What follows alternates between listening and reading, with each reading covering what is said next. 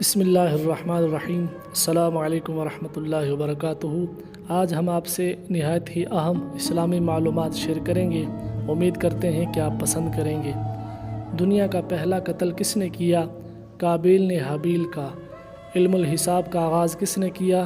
حضرت ادریس علیہ السلام نے۔ ابو البشر کس کا لقب ہے؟ حضرت آدم علیہ السلام کا۔ قرآن مجید کے کل کتنے نام ہیں؟ 56۔ قابیل اور حابیل کون تھے؟